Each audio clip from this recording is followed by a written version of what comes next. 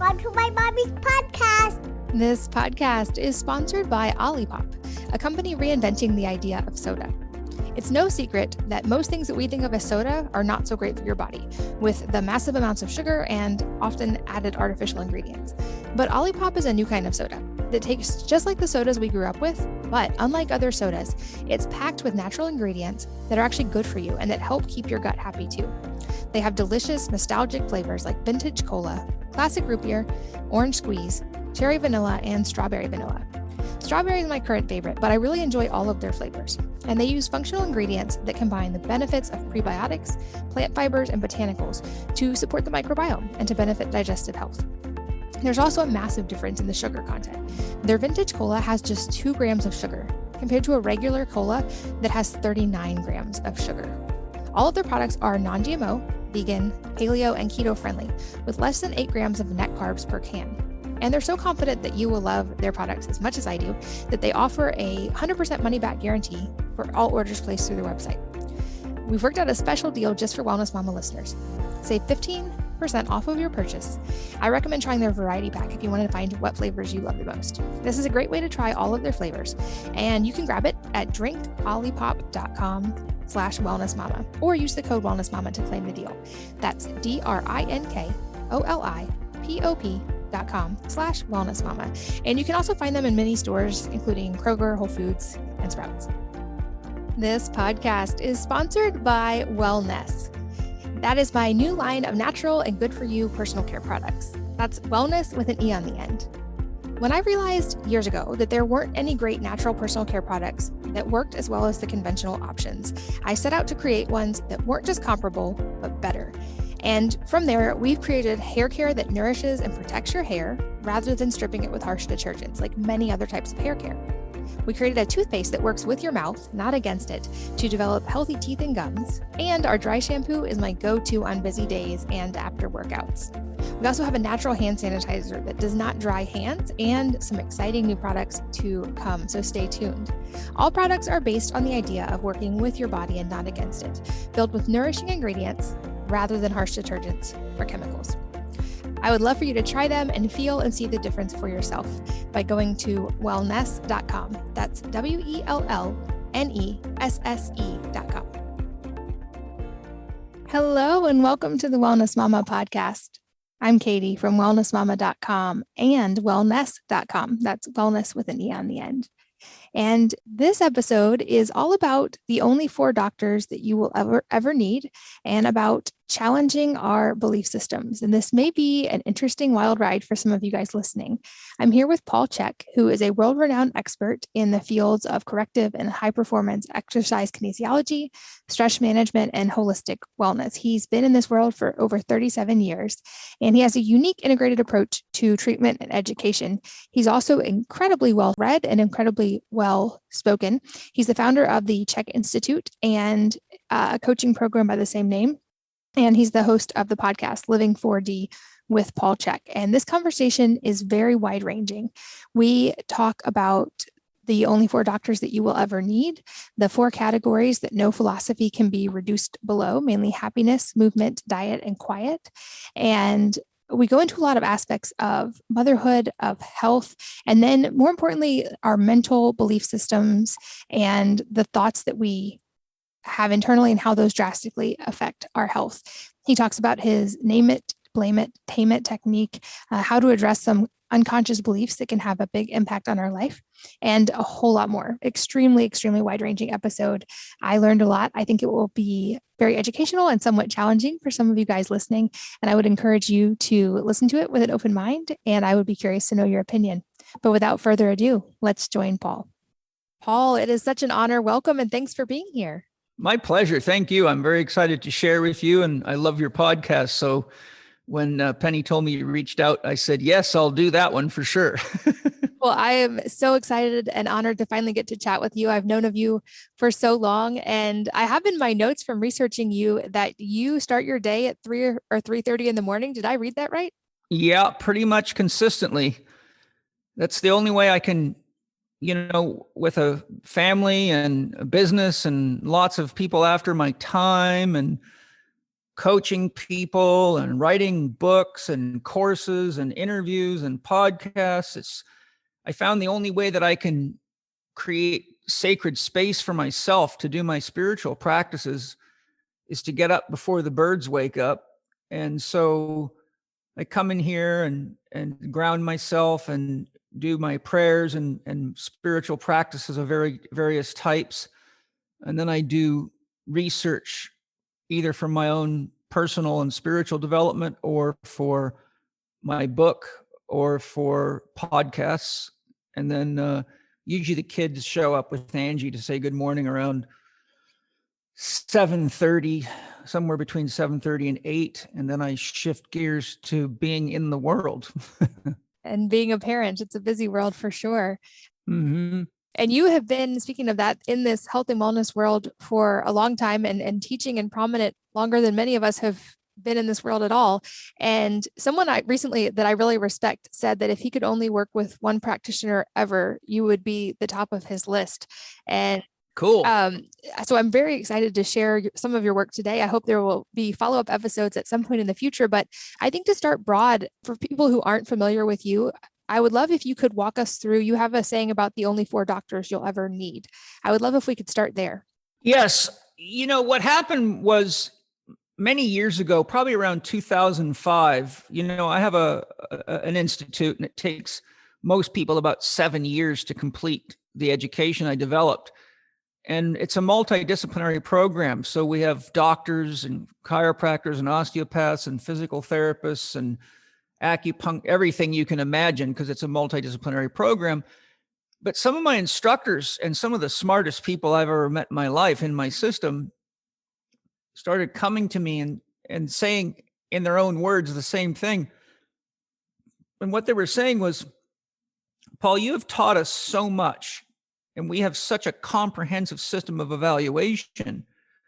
And we often find so many things wrong with people that it's almost impossible to determine where to start with people that are this, challenged and in trouble and have this many health problems and orthopedic issues all at the same time. So the question they were asking is, how do you know how to prioritize things? How do you know how to structure a program so you're getting the best results and doing the things that are the most important? And so I'd always thought it was obvious, I think, because it was my own internal process. So what I did is I went into meditation and asked my soul, how can I encapsulate our own internal process in a way that other people can easily understand it? And so what came out of that exploration with my soul was a 4-step process, which is defined as the 1, 2, 3, 4 approach that I teach. So it encapsulates the 4 doctors. Do you want me to just go right to the 4 doctors, or would you like to hear the whole formula? I would love to hear the whole formula and then the 4 doctors. Sure. Well, the 4 doctors is the last part of the formula.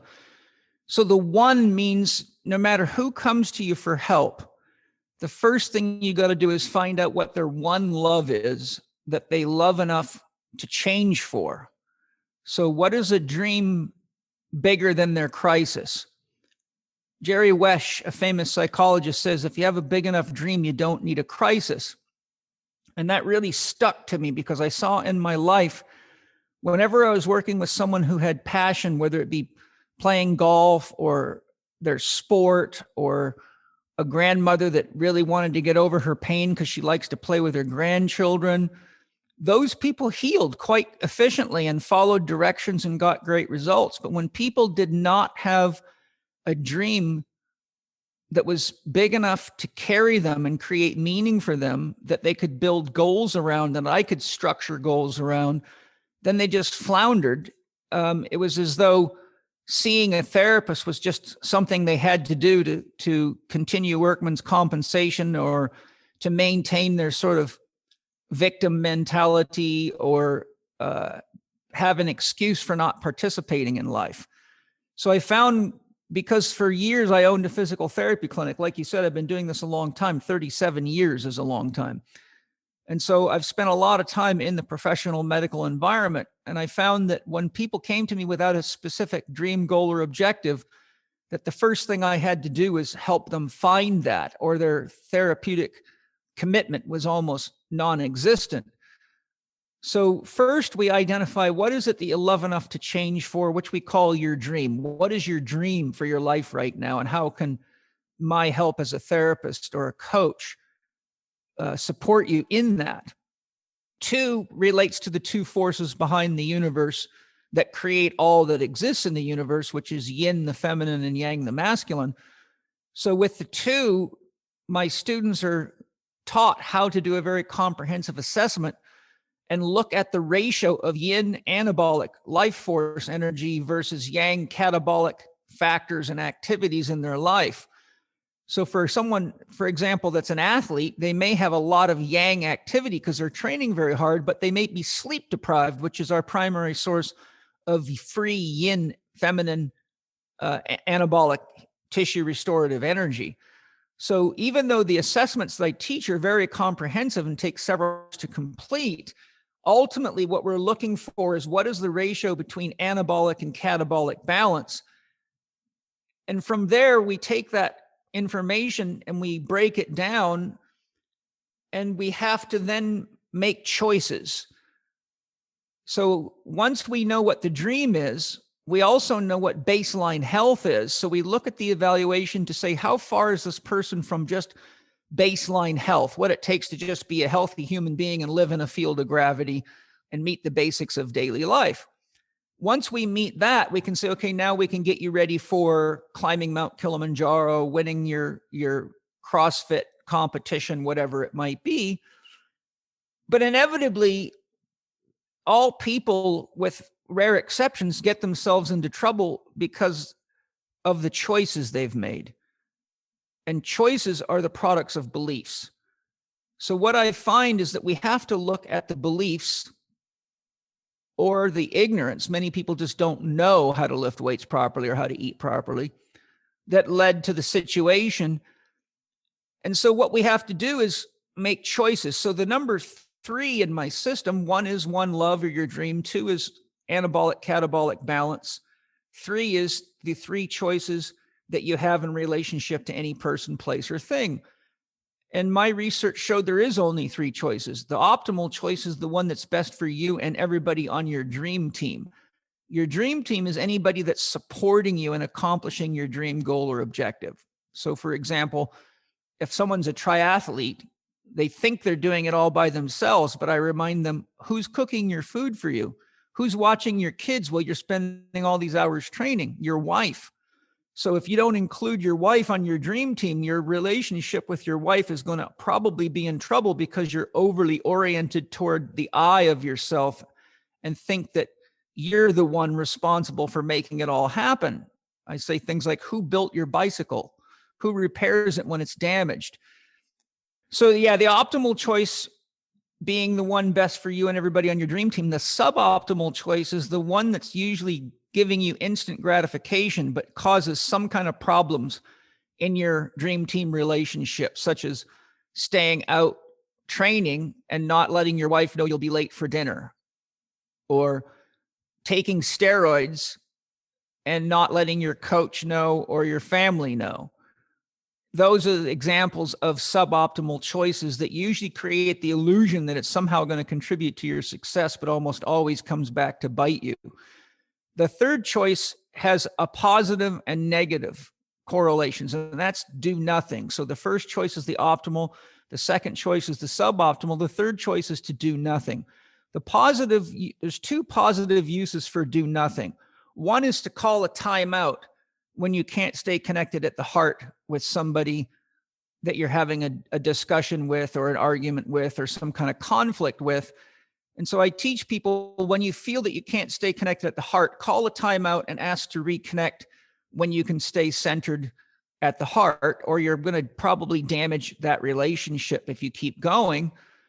The second one is do nothing when you need more information to make an informed choice. So for example, with the issues we've got going on in the world right now, a lot of people are not making an informed choice. They're just doing what they think they have to do because they're watching too much television, and they're not actually looking into the opinions on both sides. So until you look at the opinions and the science on both sides of any issue, you can never make an informed choice. And when you don't make an informed choice, you usually make mistakes that cost you and can kill you. So doing nothing, take a time out so you can stay connected at the heart. Do nothing when you need more information, and don't make the choice till you're well informed. The negative use of do nothing is to be apathetic, which means to not care. And as a parent, being apathetic is more dangerous than even being violent. Because if you're yelling or screaming or hitting your children, at least you're making contact with them and they know that you're giving them attention. But research shows that apathetic parents have children that are unhealthier and have a higher rate of criminality and disease because they're absolutely disconnected from their parents. So if you look at all the research done, even with monkeys, showing what happens when you disconnect them from parental love, it leads to tremendous illness. So that's the 3. Now the 4 is the 4 doctors. In my system, I found that no living philosophy can be reduced below these 4 categories that are essential for all of us to live and have health, well-being, harmony in our lives. The first doctor is Dr. Happiness.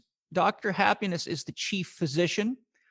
Dr. Happiness is responsible for choosing the values that you're going to use to guide your life. I tell my students, your yes has no value until you learn to say no.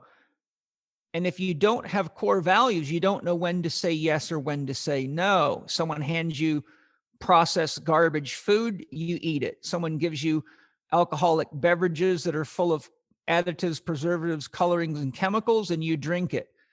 But someone who says, I only eat organic, free-range foods, will say no to those foods politely, but say that's not the kind of food that works well for me. So they have values to guide them. So the other thing Dr. Happiness has got to do is identify what is happy making for each individual. Because if we don't become conscious of and take responsibility for what is happy making for us, we quickly find ourselves in a sort of a flatland experience of a mundane world where you get up, eat breakfast, go to work, usually doing a job you're not happy with, coming home, feeling like you haven't lived yet, and often having to get into alcohol, drugs, junk television just to pacify you.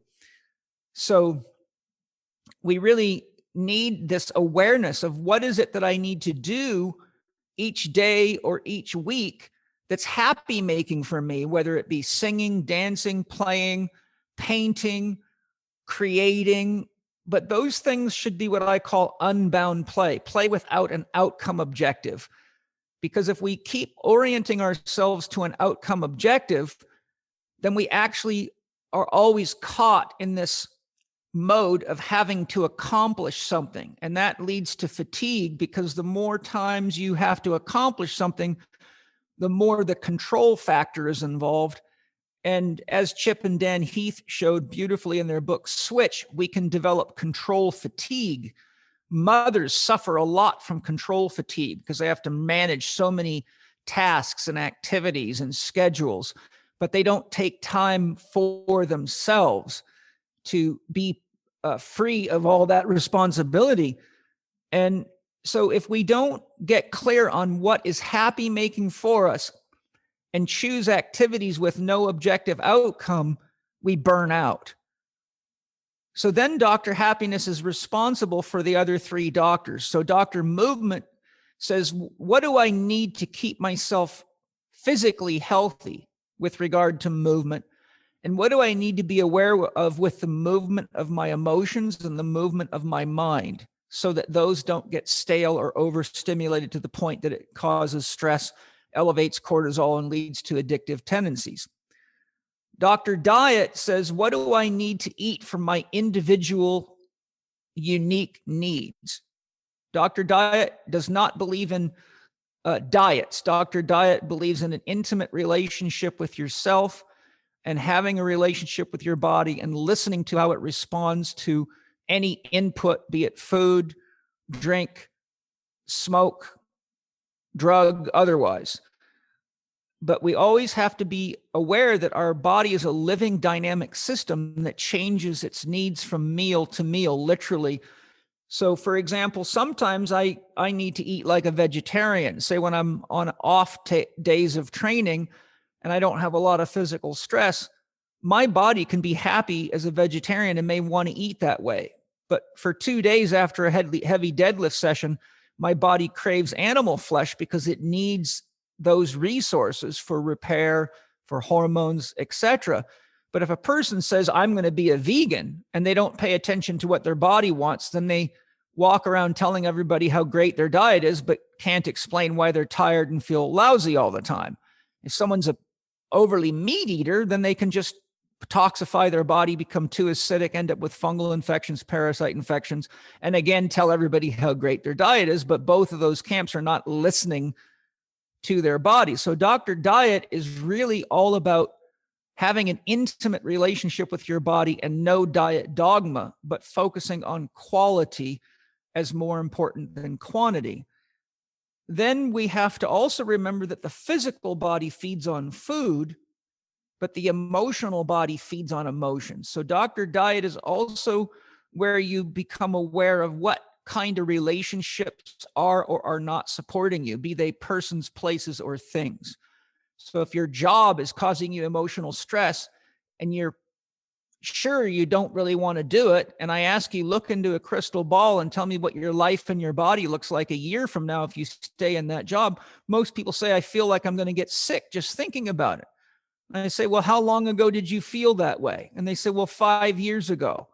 And I said, well, don't you think if you would have just been brave enough to change your job and deal with that, you wouldn't have been spending all this money on medical help because you've actually poisoned yourself with your own frustration and negative emotions? So at the level of emotions, we have an emotional body. It feeds on emotions, and we have to be conscious of what it is that is emotionally nourishing for us. And the mental body feeds on thoughts. So we have to be aware of what it is that stimulates our mind in a positive way, whether that be spiritual intake, literature, or technical literature, or gardening, or whatever.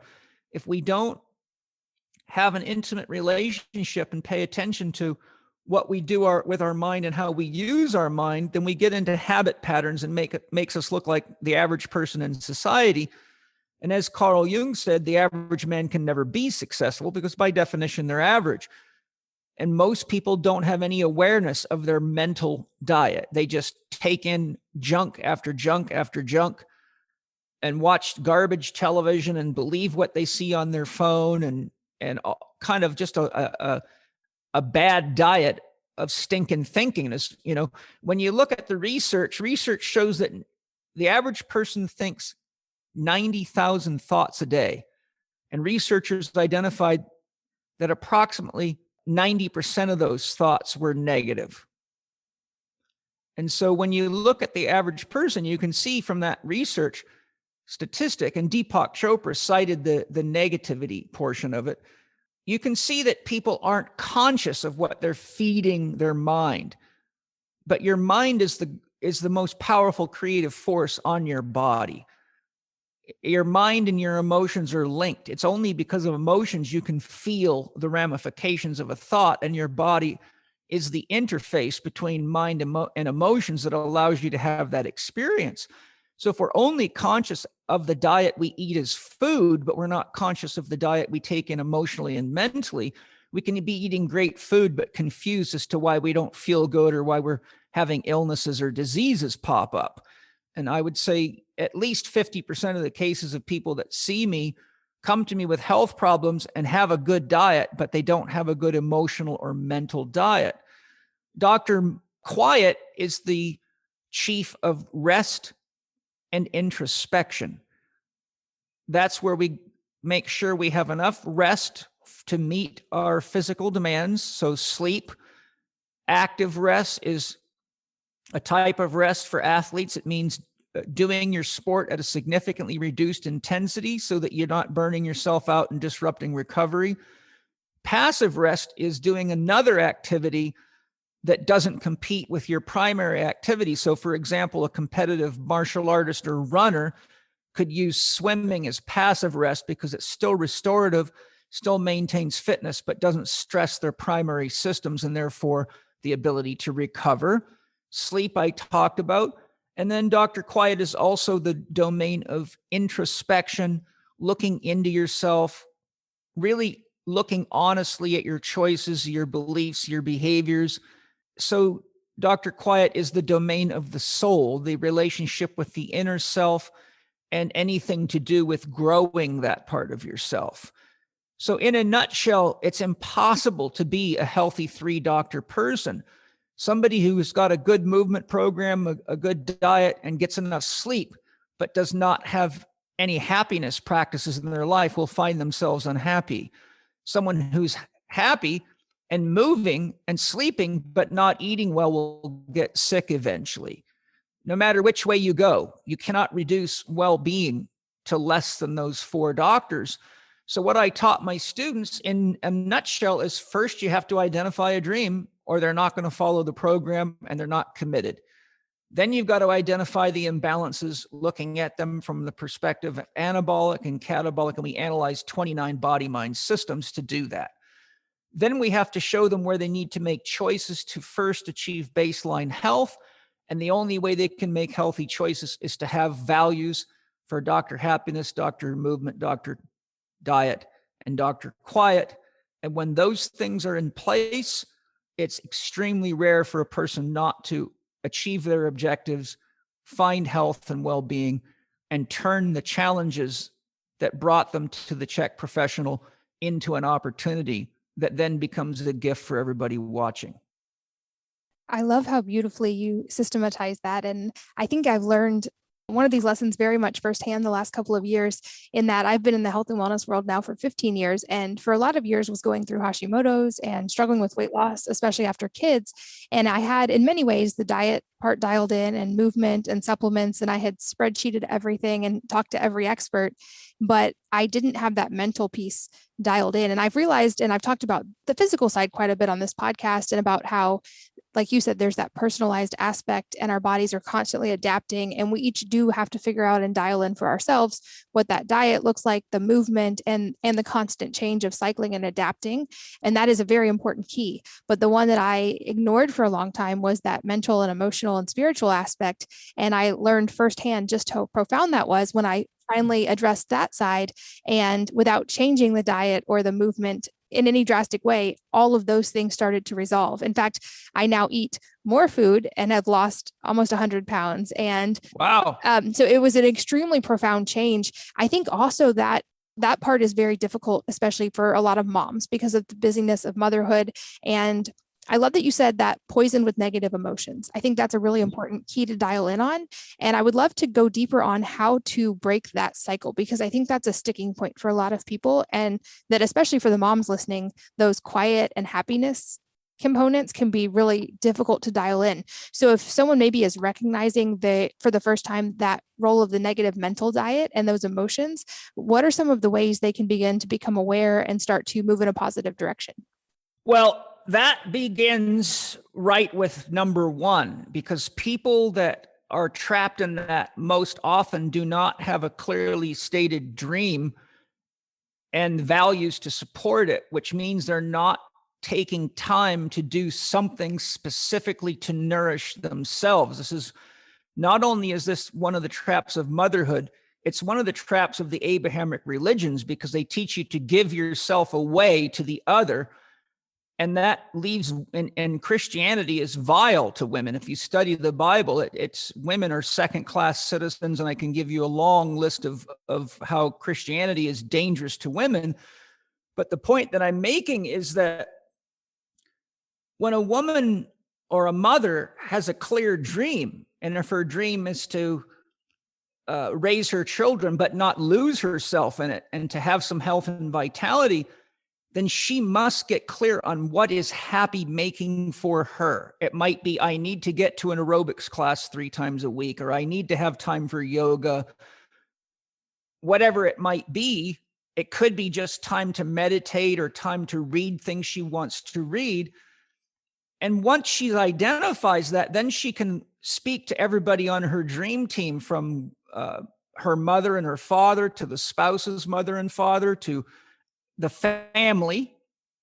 And either they need to, if they don't have enough money to hire a nanny, then that should be the objective, because if she doesn't, she's going to spend all the money she would have spent on a nanny on healthcare professionals for sure. And I've worked with thousands of these cases. So the real secret is remembering the rule, I before we always. You can't give love that you don't have. And if you, as a mother, burn yourself out and exhaust yourself, you can reach the point where you start resenting the people you love, because in the inside, your inner voice is telling you you're dying from trying to make everything perfect for everybody else, but you don't have time to breathe, wipe your ass, or even have a shower. So women keep telling themselves, I don't have time, I've got to do this, my husband, my dog, my car, the soccer game, and they end up being unhealthy and unhappy because they gain weight, which is a classic stress reaction. They get malnourished, they start drinking too much coffee, they get addictions, and I watch the spin down. And a lot of this goes right back to Abrahamic religious programming and unconscious belief systems. And as I said, all choices lead to behaviors, but all choices come from belief systems. So whenever a woman's in a situation like that, I always have to look carefully at the belief system that's driving the behavior, because that's what's responsible for the choices. And when you realize the truth of the fact that you cannot give love to somebody else that you don't have, and physiologically speaking, science validates beyond a shadow of a doubt, once you reach a level of stress or internal depletion at which your own survival is threatened, the psyche orients itself towards itself as a protective mechanism. So when a woman is orienting herself towards others, yet her own cells knows that she's on the edge of a disease or is progressively killing herself, it triggers resentment, and first comes anxiety, then comes depression. Because once cortisol levels stay high enough for very long, you go into hypothyroidism as a forced rest. So you see when a person enters phase 3 adrenal exhaustion, testing shows that they're often showing multiple indicators of hypothyroidism, and the body gets cold and they get lethargic and they have no energy. And that's usually when women fall deep into addictions to stimulants like coffee, tea, sugar, and that just feeds fungal infections, parasite infections, and starts breaking them down. And the next thing you know, they're in a hospital with some kind of a illness or a breakdown, all of which is far more arduous and far more expensive than just getting clear on what your real needs are and organizing support from your dream team, your family, your friends. You know, there's an old saying, it takes a tribe to raise a child, and it's very true.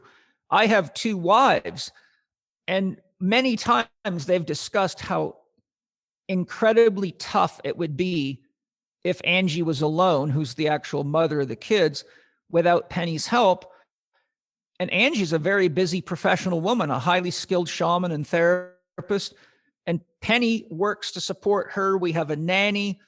So when you look at the fact that it really does take a tribe to raise a child without killing the women, and if you study the history of tribal relationships, most tribes were not monogamous because they found it was too dangerous to the women. They needed a woman to have a break for at least 3 years after a child, because they found if a woman had children more than once every 3 years, it greatly increased her risk of death, either during pregnancy or after.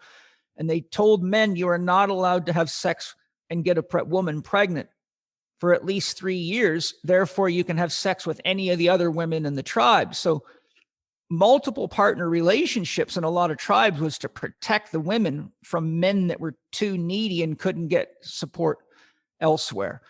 So if you really start looking at the history of what it takes to raise a child and how we're living now and how these social and religious beliefs have really put us in a box that makes us very profitable to the medical system and all sorts of agencies that profit on our imbalances, there's no way out of realizing that you can't love somebody else more than you can love yourself. And if you really love your children and your family, then you should put that commitment into really giving yourself what you need and getting the help to do it, or you just become a statistic. Yeah, you're right that seem to be a lot of cultural programming around that. And I know from talking to a lot of women and experiencing it myself that even as a mom, to have a dream or something that you're pursuing, or even just basic self-care, can feel very selfish. Yes. When you're raised like that, and to learn to love ourselves can be an extremely big step. And I think you're right. It goes back to some of these unconscious belief systems that I would love to talk a little bit more about of how to unpack those. But I think the other key of that is the tribe and the idea of community, which from what I've read, this is a thing that is so vital to human survival, like you said, and has existed throughout history. And we have deeply fragmented in the modern world.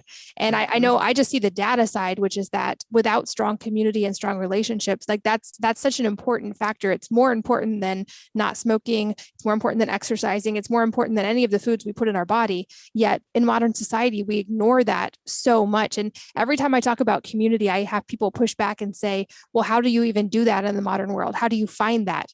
And my answer has always been, you have to create it, because it doesn't exist naturally in the modern world. But what are some of the ways, I guess two-part question would be, what are some of the ways we can start to build those beneficial community structures and dream teams that are all mutually supportive? And how can we move past that cultural programming that tells us it's selfish to take care of ourselves? Good questions. I have a podcast all about tribe and tribe building. It came out a few months ago. It's a solo podcast where I go about 2+ hours into all the issues of tribe, which I obviously can't reproduce here in a few minutes. So it's Living 4D with Paul Chek, if people want to listen to that podcast. I also have a podcast that came out right before or right after it on making effective choices, because that's what we're really talking about. So those two are critical for people that really want to go deeper into these issues. A couple of things I'd like to say in response. First, you talked about, having tribe and support is more important than the drinking or the smoking. Well, if you look at research on tribal societies, such as Weston A. Price's research and many others I have in my library, when they looked in, when Major General Robert McCarrison was sent by the British military to find out who the healthiest people were in the world, because in at the beginning of the Second World War, 51% of all recruits coming into the war effort were rejected for reasons of medical disability or malnutrition. So the British government saw it as a national security threat, and they put their head physician, Major General Robert McCarrison, on the project of identifying who were the healthiest people in the world and researching them scientifically to decide how would we feed soldiers and how do we inform the public so that we're not in a security threat. One of the tribes that he studied and ultimately determined was the healthiest was the Hunza of northern India. And one of the things he identified was that there was men 110 years of age with multiple wives, still faring children, working hard in the fields every day. And many of these people had smoked all their lives and had no indication of disease whatsoever. The point I'm making is if you have 4 doctors, then your body can absorb cigarettes if they're not toxic cigarettes. Obviously, these people grew their own tobacco. You can enjoy some alcohol. You can have a fun life without it being a threat. The other thing is that one of the problems in our culture is that we have a lot of corporate religion, but we have very little spiritual awareness. And I define spirituality as connecting to a greater whole.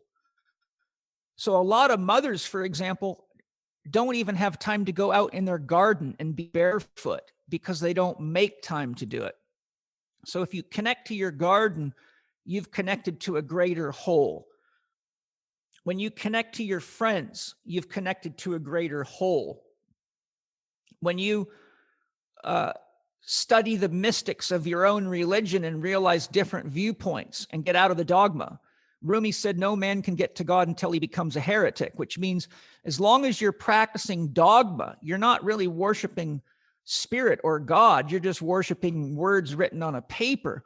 But the mystics actually taught us how to get past the dogma into the actual experience of worship and the experience of deep connection to nature and to the stars and to whatever one considers to be the source of creation. So for mothers and for anybody, spirituality is critical, because if our sense of belonging gets too narrow, we become isolated. And what we've been through is over a year of extreme isolation, which has caused massive increases in suicide, drug use, alcohol abuse, and domestic violence, because people didn't have something greater than themselves to connect to. Those that did spent a lot of time meditating, doing shadow work, and took advantage of the time, painting, dancing, singing, rattling, chanting, journaling. So they actually used the time. And so you see that when we have a spiritual connection and we progressively increase the range of our sense of connection, then we feel more and more supported by the world, and we feel more and more whole, and we feel more and more capable of dealing with challenges, because the opposite of that is feeling that you're in a crisis and you're all alone and your husband's too busy to help you and you don't have enough money. So it's just a long laundry list of isolationist victim-like excuses. When it comes to looking at the belief system, I tell people you always have to ask yourself, is your belief system worth challenging? Because it's worth living. It's got to be worth challenging.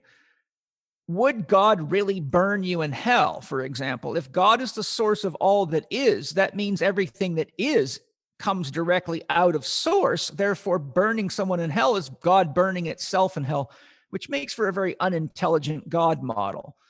So I say you got to question these beliefs with your whole heart. And then if it's not true, then you have to say, what is true? And how do I find that truth that centers me and supports me so I can live and love fully and not be in fear all the time?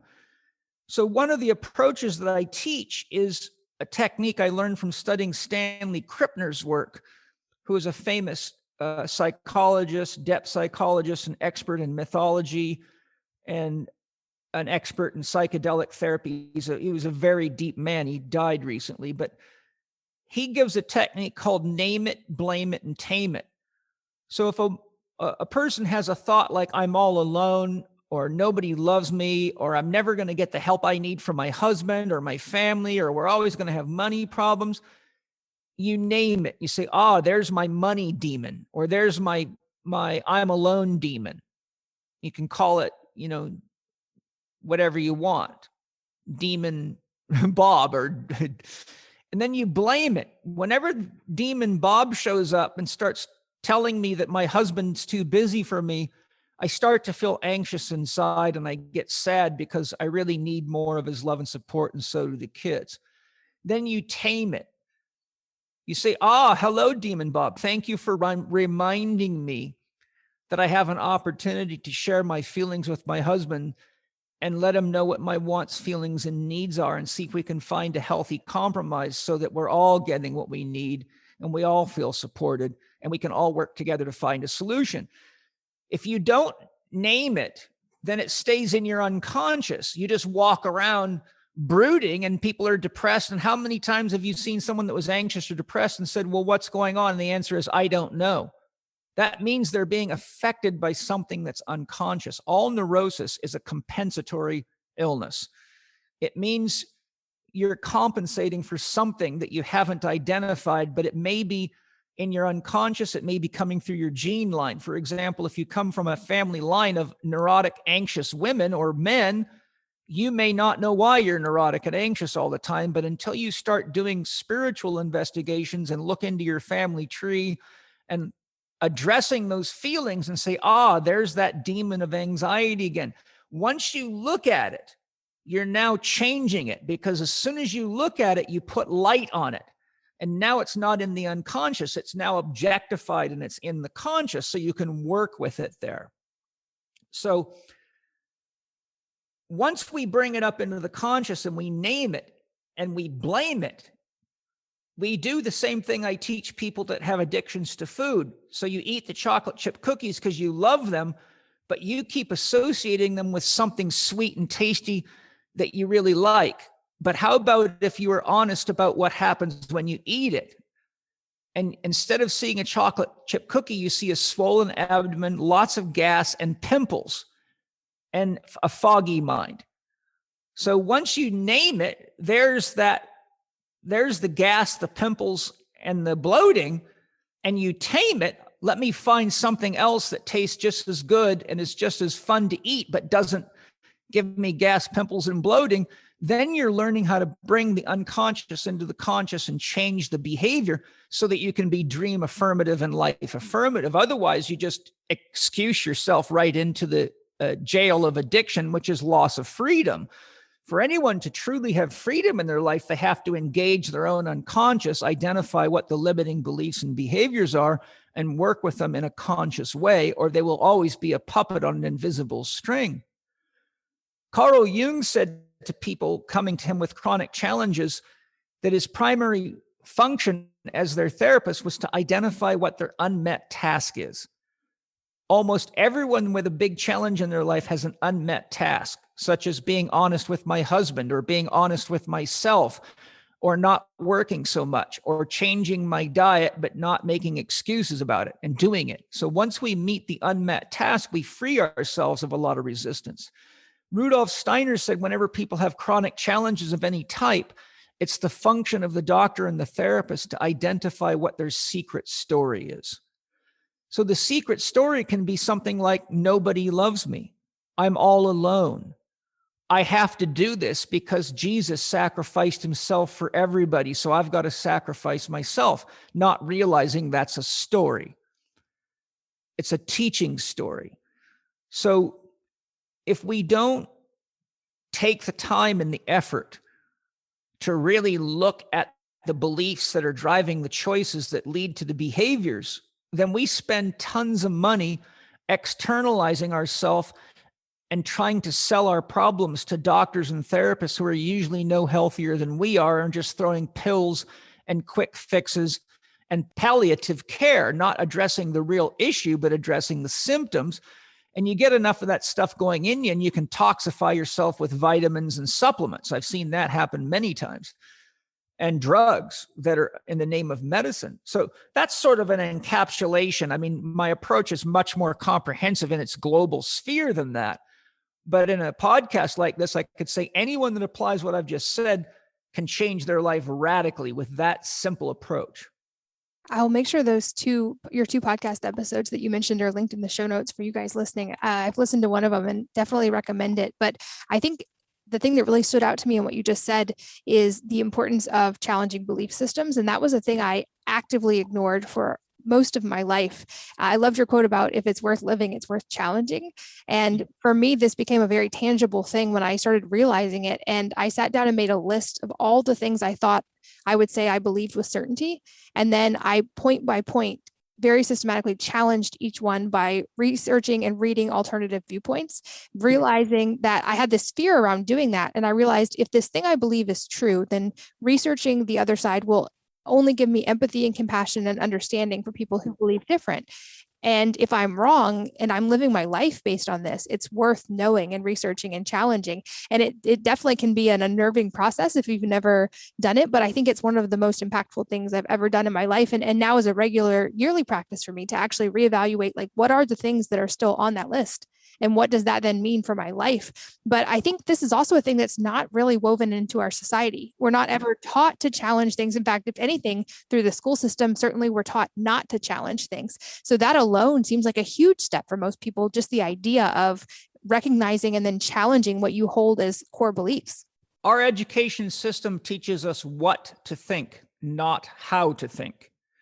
We are not taught how to think constructively and holistically in our education system, unless you're lucky to go to a Waldorf school or a very elite private school run by out-of-the-box thinkers, for which there are very few and most are very expensive. Our system of education was developed by plantation owners specifically to keep the children busy so they could get more work out of the parents, and to teach the kids not to be creative and follow orders, because when you're running assembly line processes, you don't want slaves being creative. And we're still using the exact same education system today that was developed thousands of years ago to condition slaves out of creativity and into conformity. And it's being used by large corporations to control our minds and to get us to eat and to live in exactly the ways that make their corporations highly profitable.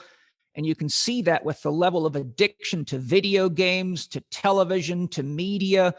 And if you watch Social Dilemma, the documentary Social Dilemma on Netflix, it lets the cat right out of the bag. And even the people that designed this technology admit they used very tactics that they use to hook the brain in and addict people.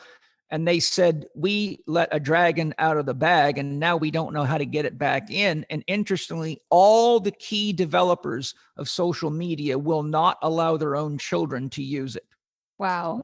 But, you know, the real issue here is that if we don't challenge our beliefs, then we don't become conscious. Jung spoke at length about why religion and groups and groupthink and isms are so popular, because religion and groupthinks and universities almost all enforce a dogma. And once you buy into a dogma, you relinquish the right to think about it and challenge it to priests, to the leaders or the authority figure. And that allows you to stay unconscious. Whenever you're cognitively engaged, research shows 80% of your available blood sugar at any given moment is going directly to your brain because it's a very inefficient organ. So what happens is people actually subscribe to belief systems even when it hurts to live them because it's easier than it is to be a constructive thinker. And whenever you become a constructive thinker, you run the risk of being different than the average person, and you're likely to get attacked. For example, just try going to a Christian church with a Buddhist book in your hand and watch what happens. You will immediately be thought of as the devil. And so you can get ostracized for not following the rules and the dictates of that God or that belief system. So most people aren't brave enough to stand on their own and share their own beliefs and their own values, whether people agree with them or not. Therefore, they become caught in an unconscious conformation to a system that is naturally going to produce stress for a soul that came here to grow beyond the limited beliefs of any system. So the other issue Steiner and Jung both spoke about, they said that one of the real challenges of consciousness is that it's the source of most of our diseases. For example, if Katie goes for a routine checkup and the doctor comes back with a sour look on his face and says, Katie, I'm sorry to tell you, but I found stage 3 breast cancer in your breasts. But Katie doesn't realize she's been misdiagnosed. Katie's now conscious and she believes she has breast cancer, and her orientation toward the fact that she has cancer as a belief will probably produce the disease in her body, even though she was misdiagnosed, because the research shows that you have a 38 to 68% chance of manifesting that through a nocebo effect. So if you're unconscious about religious ideas, in other words, you've never heard of Jesus or that you'll burn in hell for touching your genitals, you're not going to have the problem that you have if you think God will burn you in hell for touching your genitals. So once you become conscious of something, if you don't have the intestinal fortitude to stand on your own and live it and back it with your own life and your own results, then you're going to fall back into needing a mommy and a daddy figure or a group to make you feel whole so you can stop thinking and become unconscious. And that's what an ism is. It's a bunch of people relegating their power to an authority figure that often does not have their best interest at heart. So it takes a lot of consciousness, but consciousness comes with a lot of responsibility, because once you're conscious of something, now you know the ramifications of not acting on it. When you're conscious, Katie, that some of the ideas you were living weren't serving you, if you did not do the research and act on it, wouldn't you still be sick? But it took a lot of responsibility, and you probably had to do a lot of things that a lot of people thought were wrong because they were not in line with the conventional medical system. And many doctors will tell you that you're wrong, but they'll also tell you that you shouldn't breastfeed your kids and you should use Gerber soy-based baby food. And they're happy to poison your kids and have you eat junk food and never say a thing about it. So there's a belief system. So the key point I'm making is that the paradox of it is to stay unconscious is dangerous, but to be conscious and not do something about it is equally dangerous. And spirituality is the practice of becoming conscious and setting your life up so you have the time and the space each day to do something about it. Absolutely. And yeah, in that process for me, I had to learn to get comfortable sitting with the discomfort of that, because it is a lot of dissonance in the beginning. And I think there's that dichotomy of the dogma versus what I would say is kind of the antidote, which is the curiosity side, but breaking that desire to have confirmation bias. And even in small ways, like I stopped saying like I have Hashimoto's, because that was a thing that I was creating. And so I started saying, oh, my body is recovering. And very good. And it does shift your mindset so much. But I have moved to a space where one of those things I very firmly hold to is curiosity and constantly nurturing that. And so instead of approaching something with a desire to confirm, it's what can I learn from this person, this experience, this circumstance? And I think when we start talking about things like this, another really important point is I've always maintained that moms have a uniquely powerful way to shift society, and we're directly impacting the next generation. And I think moms in general are an incredibly powerful force, hopefully for good. And I think in small ways, like touching on some of the things we've talked about, like we have the power to teach and encourage questioning and curiosity versus how they dampen it in schools. So I tell my kids, question everything. And at age 2, my oldest looked at me and said, even you? And I said, even and especially me. Question authority, question everything. And the idea of giving our kids a solid foundation of health, certainly in all the aspects we've talked about, in curiosity and in having a mental foundation for navigating these things. But it makes me wonder, you're a parent as well, any guidance you have on being really present as a parent. And like, it's easy to talk about all these problems that face the world and that we've all navigated as adults. I'm curious, any tips you have for instilling kind of the antidote to these early on with our kids so that they have a strong foundation? Well, I think, the real rule of parenting is even when don't think that you're parenting, you're being watched. So my first tip for parents is remember your very actions, from your posture to your gestures, to your tone of voice, to your beliefs, to your actions, particularly how you interact with your spouse, is the primary source of influence. Most people don't realize, but 55% of language does not come by word. It comes from gesture and posture. So when you realize 50% of what's being communicated to a child, 55% is not the words you're using. So if it's kind of like a kid telling a parent telling a kid to stand up straight, but not realizing they have terrible posture while they're telling them to stand up straight. So the key thing is really embodying the practices and the principles that you want your kids to emulate, because how you're living is far more of a mode of instruction to children than what you say. The other thing is that if you don't create time in your day, like I'm a very, very busy guy, and it's easy for me to just bury myself in work. And that was the biggest mistake I made with my first son. And so what I do is, Angie's request to me is, can you please be home by 7:00 at night so that you can spend time with the kids, at least in the last hour that they're awake, and be with them. And so that was when I used to have to drive to work, but now I just walk out the door and I'm at the house. The house is 50 feet away from my office. So the kids come and visit me every morning. I often get to see them when I'm eating. If I stop to go to the gym, I often invite the kids to come in the gym with me. And if they want to do that, they can. So sometimes it's really finding out ways for us as parents to give ourselves what we need, like exercise, but include the kids in it so that you're doing two things at once.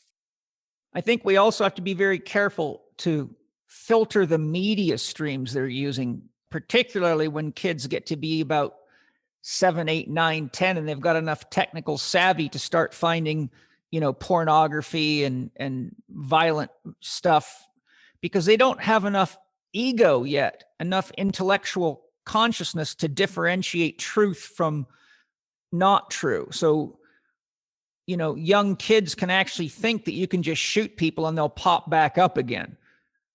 They think you can just stuff anything in your mouth like cartoon characters and you'll be fine. And since there's so much heavy subliminal marketing going on with stuff aimed at children, and a good example of that is when McDonald's sales started dropping down, they realized that they had to sell the kids and the kids would sell the parents.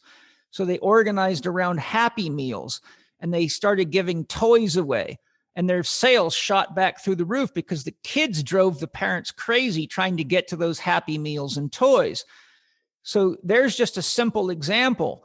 And to show you how sick the system is, we've allowed McDonald's to become a sponsor of the Olympics, Nestle, and the sugar manufacturers and junk manufacturers.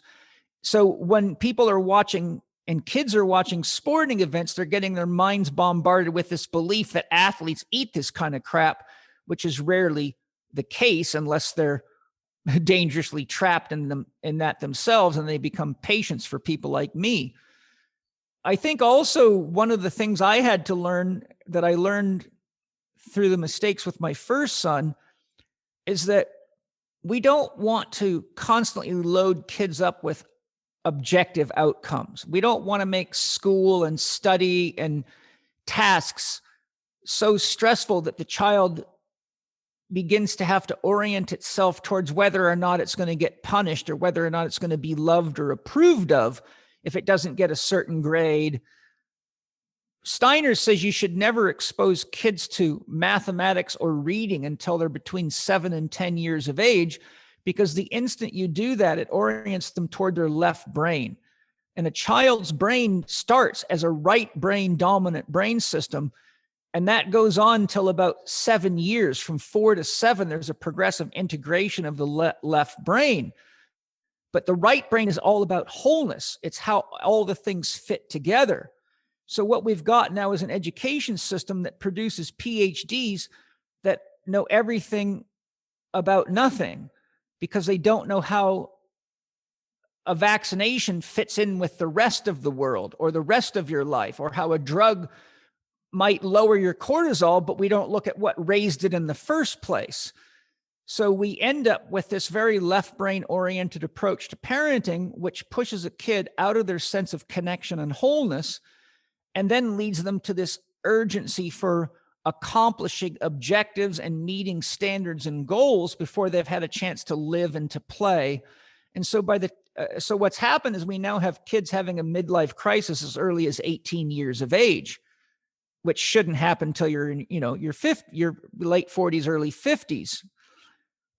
So what I'm saying is we need to give kids the space to be children and not carry adult responsibilities. And the other thing that parents do that's very dangerous is they try to railroad the children into having the belief system that they have. So if they're a Christian, their children have to be Christian and they can't look at anything else. If they want their children to become doctors, but the child wants to be a musician, then they tell the child, you'll never make it as a musician. And in our family, you have to have a degree, blah, blah, blah. So now the child spends their life doing something for their parents while it's killing its soul, only to end up being somebody on a lot of psychotropic drugs as a doctor who's doing what they're doing to please mommy, but hasn't really lived yet. So they're caught in the eternal child archetype, trying to respond to mommy and daddy because they were brainwashed into thinking that's what you have to do to be part of the family. So really, I think it's our job as parents to give kids a big menu. If you're going to teach them religion, teach them about all the world religions and let them choose what harmonizes with their soul. If you want them to find a profession, then expose them to everything from gardening to chemistry to science to art to social studies, to metalwork, to woodwork, etc. And when their heart locks onto something, that will be their soul path. And that's where their heart is going to be connected to the process, and it's going to make meaning for them. Whenever we're forcing kids to do things that don't make meaning, it creates a disconnect in the child, and that leads to anxiety and then to depression, because the child itself will burn out. Those are some tips that I would give. Yeah, I think I got stuck in that eternal child archetype for a while. I learned to read very early and associated that with parental approval and achievement. And I started a long cycle of that through academia, which was its own self-fulfilling cycle. And then I had to break that as an adult. But I love that you brought up the idea of play and not attaching things to expected outcomes. I think that's another thing we've largely forgotten the wisdom of in society. And I think it's important not just for children, it's important for adults too. You mentioned that a little bit with the 4 doctors, but that unstructured creative playtime has been taken away from children, and it's been taken away from adults as well. And I think that, at least for me, that was a really important key of starting to unpack some of these things, was to get back to something that didn't have an outcome or an achievement or a goal, and to learn how to exist in that creative play space again. Do you have any tips? This seems like it might be a key for a lot of people if they're not actively doing that. Tips for getting back to creative play? Yeah. Yes, I also have something else I want to share with you that I think is very important to this conversation. So I'll give you those tips. And then if you can give me a minute to share something that's quite profound with you, I think it's helpful for parents, and not only for the parent, but for the child. And it's important for everybody. And it'll be obvious why when I tell you about it. The simple way to get into unbound play is to give yourself permission to not grade yourself or to care what the outcome is. So I teach art, and I'm an art therapist. Art is a big part of my healing process. I've had grown men sit and cry for 4 hours because they were so insecure that they could not put a pencil to a piece of paper and sketch out what they're feeling inside for fear of my judgment of their art. That is a very, very sad state of affairs, and that's unbelievably common. Okay. Most of the art spirit is ruined in children by parents and school teachers. So, for example, if somebody likes the sound of a Tibetan bowl, then just spending some time making sounds with it, or chanting or toning, or if you like to sing, but don't give a damn what you sound like. Do some karaoke, sing along with your favorite singers. Grab a drum and just play for the pure joy of it. I teach rock stacking because stacking rocks not only is athletic and creative, but if it falls over, who cares? It's just a pile of rocks. So you'd be amazed at the ego and how it gets so frustrated if its stack of rocks isn't perfect. And if it falls down, they get upset. And I say, just watch that. Name it. There's my ego. There's my judging mind. Blame it. When I let it judge my rock stacks or my art or my music, I feel stressed, anxious, and I feel little inside. Tame it. Whenever that judging mind shows up, I say, hello, judging mind. Thank you for showing me where I have an addiction to judging myself and binding myself up so I don't feel good. And then you just look at your art and say, that's absolutely amazing. And I'm so glad I took the time to just let that creative energy move out of me. So it's really about not so much the activity as it is putting no outcome on it. Just knit to knit, paint to paint, dance to dance, sing to sing, read stories just for the joy of it.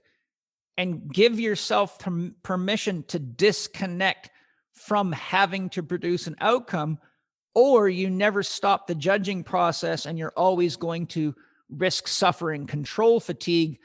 And then what happens is you can become a neurotic in the sense that Joseph Campbell describes it. He says a neurotic is someone who does what's unimportant when they should be doing what is important. It's very important to create space in your day to do things you love to do and take care of yourself. And if you don't, you become a neurotic, but you make excuses about why you don't have time, while you're going to the doctor and taking toxic drugs and getting parts of your body cut out, all of which could have been healed by just being honest with yourself. Honesty with yourself is the prerequisite for any healing or spiritual growth. Now, what I wanted to share with you is a very famous anthropologist and shaman named Angeles Arian wanted to find out why there's so much addiction in the world, because we are drowning in addiction in the world right now. I define an addiction as any repeated behavior that does not produce the results you want. That's an addiction. I drink my coffee, but it gives me headaches and it makes me feel tired. Why do you keep drinking it? I don't know. That's an addiction. Telling yourself you're too busy to take care of yourself is a repeated behavior that does not produce the results you want, or you wouldn't be complaining about the way you feel and the way your body looks, as an example. Okay. So Angeles Arian traveled to over 100 countries over 10 years. She met with natives, she met with tribal leaders, she met with psychologists, she met with doctors. And after 10 years of research, she tabulated and correlated the findings. And she found that addiction was caused by 4 key things in every culture worldwide. None of them were more important than the other. They were just the 4 underlying factors that are most likely to lead to addiction.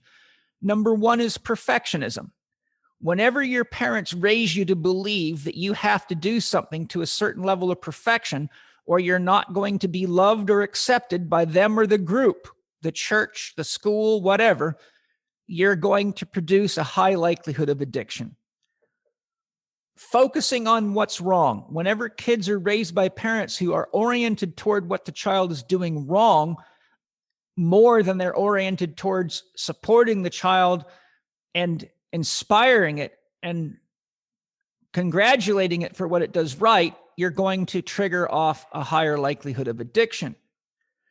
Intensity. She found whenever children were raised in environments where parents were too intense with them and weren't playful, it triggered a higher likelihood of addiction. And then the 4th one is the need to know. She found that one of the chief things that lead to addiction was whenever we're raised by parents or in a school system where we get more love, more appreciation, and we feel safer about who we are if we know more than other people do. So if we're the teacher's pet, if we get great grades, but a lot of us don't realize that the education system we're in is a mathematical, logical learning system, which Howard Gardner's research showed is only applicable for about 5 to 8% of human beings. The most common learning style is visual. The second is auditory, and the third is kinesthetic. So our entire education system worldwide is oriented for 8% of the people, and the kids that get good grades in a mathematical logical system are the ones naturally oriented to it. But if we measured kids on athletic ability, then Kobe Bryant would have got straight A's, and so would most athletes. So when we focus on what's wrong, instead of saying, maybe my child does not learn well in this style of learning. For example, I was once asked to consult to a family whose son was failing very badly in mathematics. I identified right away by asking him what his hobbies are that he was not a mathematical, logical learning style. I said, what do you love to do? Well, the first word out of his mouth was, I love to play the drums. So I said to the parents, watch this. Let's do some math together. And I did everything in rhythm and beat. So let's do a 1, 2, 3, 4 rhythm, and then put a 1 second spacing in it. So we're going to do a 1, 2, 3, 4, 1, 1, 2, 3, 4, 1. I showed them how this child could be taught basic mathematics by tapping the questions on a table and making music out of it. And within 2 weeks, his mathematical challenges were completely turned around, and he loved his mathematics because he got to practice his drumming while learning math.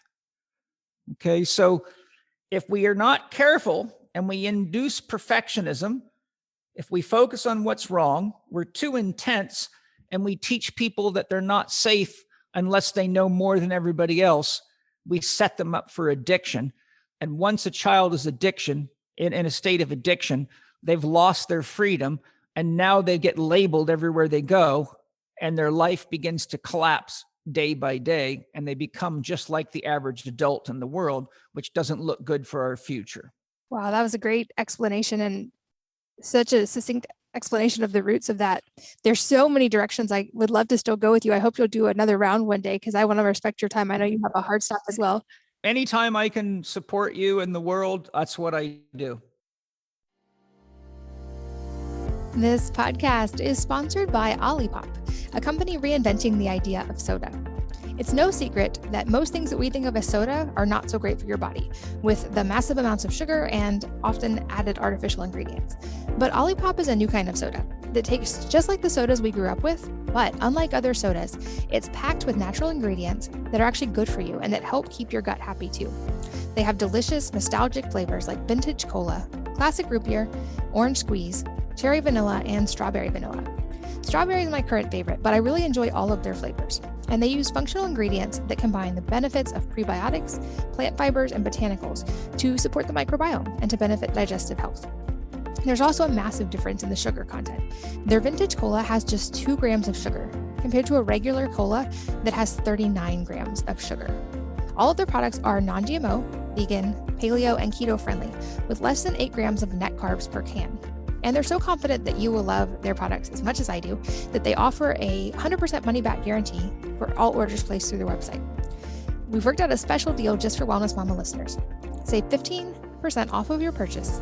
I recommend trying their variety pack if you want to find what flavors you love the most. This is a great way to try all of their flavors, and you can grab it at drinkolipop.com/wellnessmama or use the code wellnessmama to claim the deal.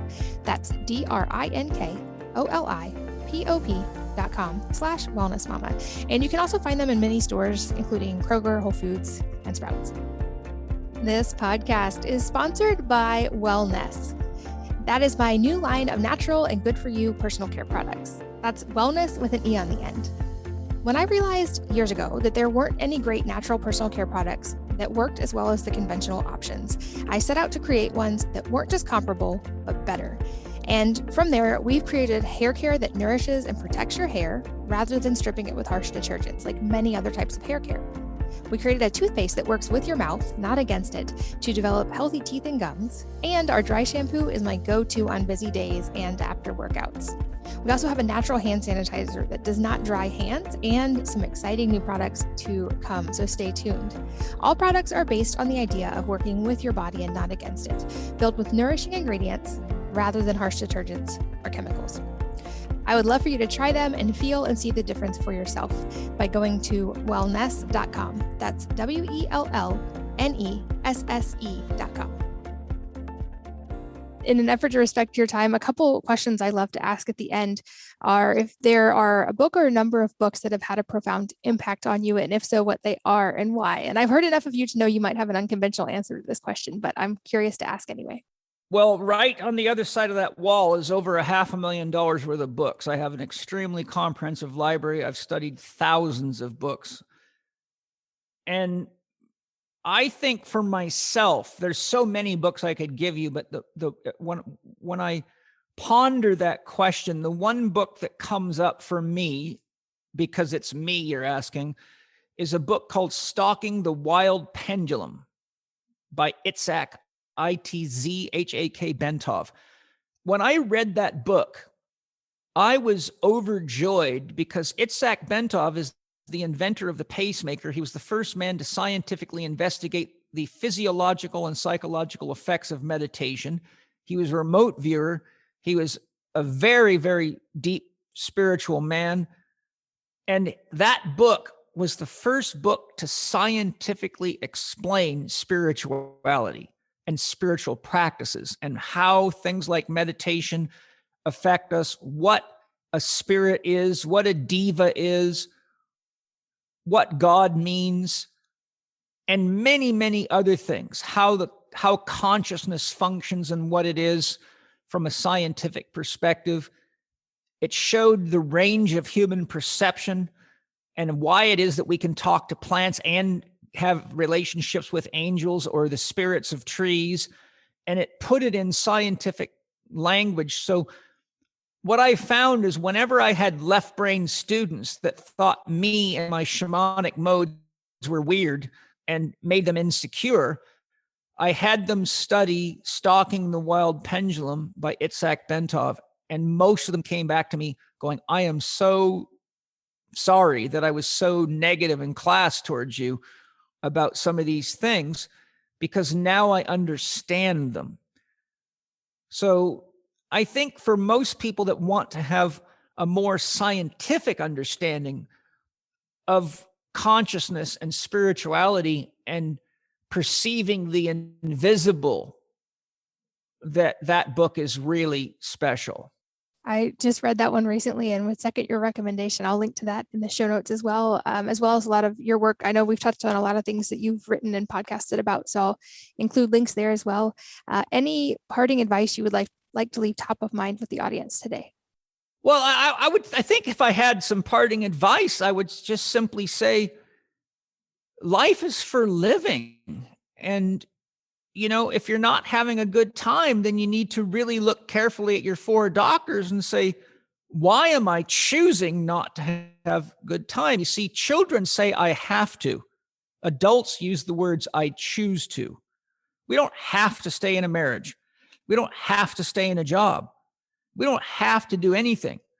We choose to do it. And until we acknowledge our adult responsibility and acknowledge that we're choosing to do the things we're doing, and if they're making us unhealthy or uncomfortable, then we need go no further than the mirror to meet the person responsible for making those choices. So my parting advice is be honest with yourself. Use your mind coupled with your creativity to create freedom in your life, regardless of COVID or regardless of world politics. That crap's been going on forever, and there's always a plague, there's always a war, there's always a gimmick, there's always a scam, but you don't have to get swept away by that stuff. You can still use your home as a temple, and your yard as a gymnasium, and your house as an art studio or a music studio. And it's natural that as you grow in consciousness and spirituality that you start looking weird to everybody else, but you should embrace that and know that to the degree that being weird for everybody else is producing a happy, healthy person, then that's what you're teaching. And ultimately, when they wake up, they'll realize how instead of criticizing you, they should have been emulating you. And sometimes it takes people years to wake up, but that's our gift to each other, is to live and love honestly and fully so that we carry that into the world. And anything else is just a childish excuse. Well, I think that's a perfect place to wrap up for now until round 2. And I know just how busy you are. I'm so grateful for your time today. Thank you so much, Paul. Hey, it was my pleasure. Thank you for the great questions, and thank you for making the journey you've made. I've heard you on your podcast, and when the pain teacher comes to show us what our true potential is. And often our illnesses, our diseases, and our challenges in life are gifts to us, because once we learn to heal them, we authentically can see where other people in our lives are stuck, and we know how to help them. And we can do that out of love. And that is how spirit works. Spirit takes you into your own initiation process so that you can become filled with authentic wisdom. And then out of empathy and compassion for the rest of us, life, humanity, the world, your life becomes a life of meaning, because now people like you that go through a crisis and start a podcast, ultimately, chances are good without that crisis you went through, you wouldn't be doing this podcast, because you wouldn't really have any impetus to do it, nor would you have enough understanding to really share something. So you see how your own crisis led to a vehicle of freedom for other people. And when we realize that our own healing and our own growth is a gift to the world, then it's great to be different.